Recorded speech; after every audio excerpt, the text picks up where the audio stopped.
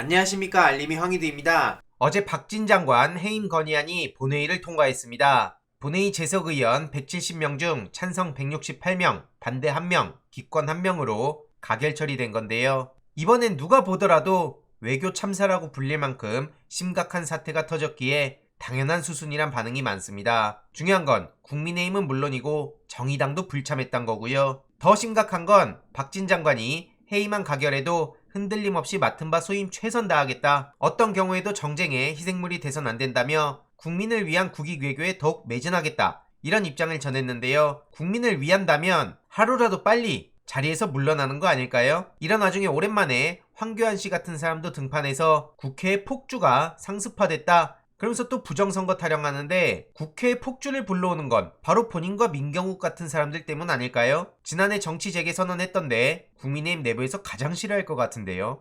그리고 중요한 건 과거 박진 장관이 대변인 시절 논평을 냈던 내용입니다. 그래놓고 지금 본인은 우디르급 태세 전환을 한 겁니다. 이후로 어제 김도관 의원이 페이스북에 이런 글을 남겼죠. 20년 만에 돌려드렸다. 지금 가장 심각한 건 거짓 해명 그리고 야당과 언론 탓으로 돌리는 태도란 거고요. 외교 실패와 무능에 대한 국민의 엄중한 경고이자 회초리인데 특히 김두관 의원 입장에선 당시 부당하고 정치적인 해임을 당했다는 겁니다. 그래서 이걸 박진 장관에게 20년 만에 돌려준다는 거고요. 외교부가 정말 심각한 건 이번 외교 참사뿐만이 아니었습니다. IRA 모법인 BBB 다들 기억하실 겁니다. 알고 보니 외교부는 BBB 법안과 그 대응을 인수위에 보고했었다는 건데요. 정부 측에선 IRA가 갑자기 통과돼서 대응이 어려웠다 이런 식으로 해명했지만 지난 22년 4월 이와 관련한 내용을 인수위에 보고했다는 거고 보고를 받았는데도 제대로 된 대비를 안 하니 이런 사태가 벌어진 거 아닙니까? 게다가 펠로시와의 통화 직전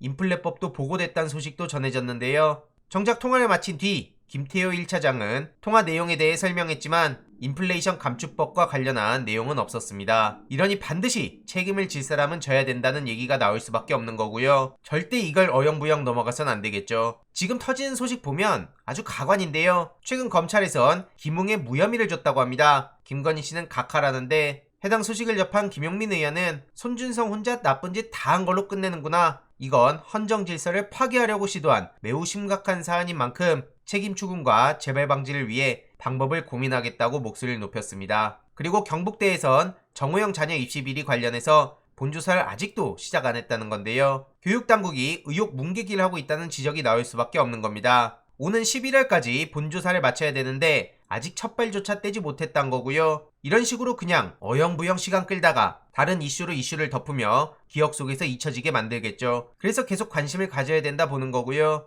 해당 소식을 접한 시민들도 한동훈 장관은 뭐하냐? 윤석열 40년 지기라더니 그래서 봐주는 거냐? 압수수색 왜 안 들어가냐? 이런 비판들이 쏟아지고 있고요. 국민의힘 김기현 씨는 계속해서 MBC를 겨냥해서 언론 탄압을 시도하고 있죠. 최근 전효옥 씨의 황당한 근황이 전해지기도 했는데요. 참 나쁘끄럽다는 생각밖에 안 듭니다. 어쨌든 국민의힘에선 저렇게 고발장을 기어코 내고야 말았는데요. 박성재 MBC 사장 등 보도 관련자 4명에 대해 고발을 한 겁니다. 그리고 한덕수 총리는 전기요금이 훨씬 더 올라야 된다. 이런 입장을 전해서 전기 생산량의 대부분을 소비하는 산업용 전기는 털끝 하나 안 건드리면서 계속해서 서민들만 건드리는구나. 청와대 나오느라 쓴 세금 그것만 안 썼어도 저런 소리를 못하지 않았겠냐. 이런 지적들까지 쏟아지고 있고요. 이런 전반적인 상황을 두고 유승민 전 의원은 대통령실과 여당을 향해 강하게 비판했습니다. 국민 개돼지 취급 그만해라 이거죠. 이런 문제로 이 중요한 임기 초반에 시간을 허비하는 게 너무 답답하단 거고요. 이대로 가면 총선은 뻔하다 이거죠. 국민이 신뢰받고 지지를 보낼 만한 일을 해야 되는데 그 반대로 가고 있단 거고요.